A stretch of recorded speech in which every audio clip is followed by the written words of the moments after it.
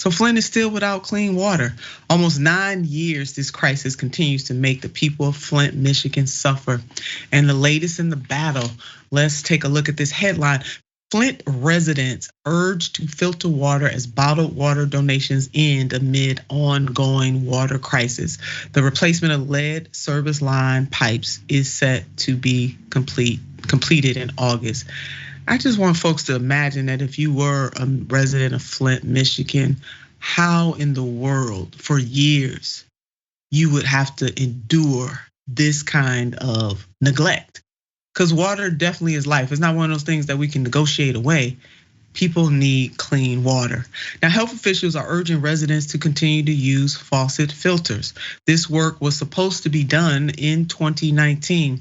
The residential lead service line replacement was initially set to be finished in 2019, according to a settlement agreement with the city. The deadline was eventually pushed back to the fall of 2022 and has most recently been set for completion in August of 2023, according to city officials.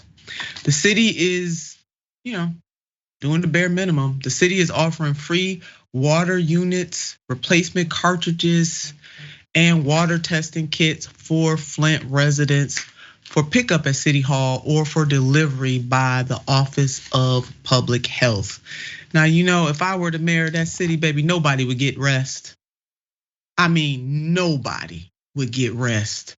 From the state level to the federal level, county level, every other level, nobody would be getting rest until my residents were made whole. But that's just me. Thus, rightfully so, there's a lack of trust in the city's tap water. But as a reminder, since 2018, 100,000 water bottles have been delivered weekly by Blutron Brands Inc., a Connecticut-based beverage company serving approximately 3,000 people per week, according to Flint officials.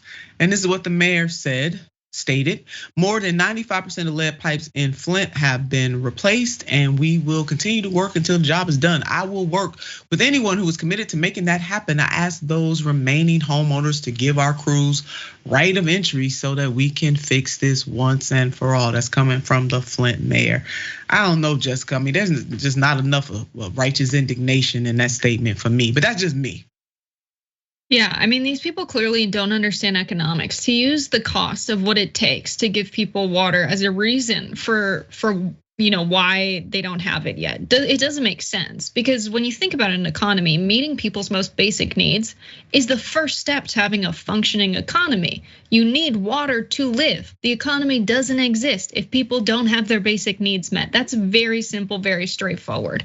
Adam Smith, who's regarded as the father of capitalism, said, human beings live together, and the reason we are the dominant species on the planet is because we work together and can accomplish more than we can separately, right? So this is the father of capitalism, and here we have an economic system where people meeting their most basic material needs is somehow a struggle. We are going backwards. When we talk about the United States being the wealthiest country in the world, talking about other countries saying that they lack civility, what kind of civility do we lack when we can't guarantee water for our people? It's absolutely absurd and ridiculous that still Flint has become a campaign stop and it's not resolved at this point in time. People go to Flint, they promise all of these things to the people there in Michigan, and then as soon as campaign time is over, they ignore it. We are spending so much money on so many other things, huge defense spending bills. We could very easily fix the pipes in Flint and guarantee that they have clean water, and it's a decision that they don't do that. That's it. This is a public policy choice, Jessica. You hit the nail on the head. I think that military industrial complex budget that the Congress just passed in a bipartisan way, $858 billion would be. They had no problem passing that, but yet, all these years later, our sisters and brothers and family and friends in Flint, Michigan are still begging folks for clean water. But to make matters worse, a Michigan appeals court panel upheld a lower court's dismissal of charges against 2 defendants in the Flint water crisis. That includes former Michigan Department of Health Chief Medical Executive Eden Wells and former Flint Emergency Manager Darnell Early.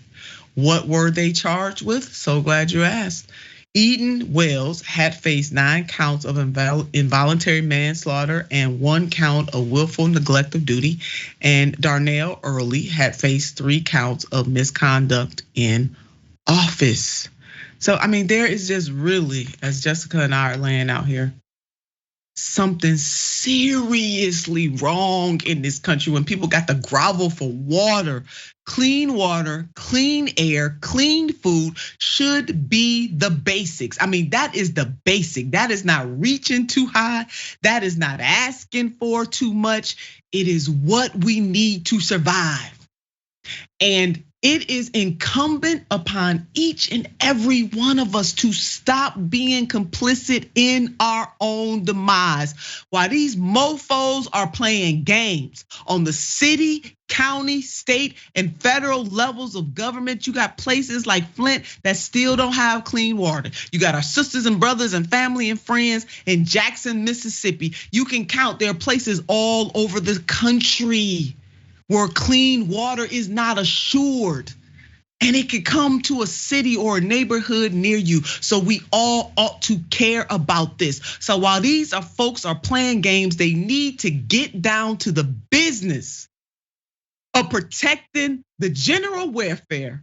And part of doing that, for the love of God, is to ensure that people have some clean water. What? Something's wrong with us. Hello, we need to take a page out of the folks' book in France over there. 1 million people taken to the streets. We need to take it to the streets. In the streets, baby, is where this fight needs to go for the basic necessities to live. Just to live. We ain't even talking about the dream big, just to live. Flint, we see you. Jackson, Mississippi, we see you. And all the other places in this country, we see you. Let's stand united in fighting for workers and fighting for clean food, clean water, clean air. Can we do that? Yes, we must do that. And you're daggone right, I'm hot to trot right now. Hot right now. People got to start putting the requisite emotion when this stuff is going wrong. If your hair is on fire, act like your hair is on fire.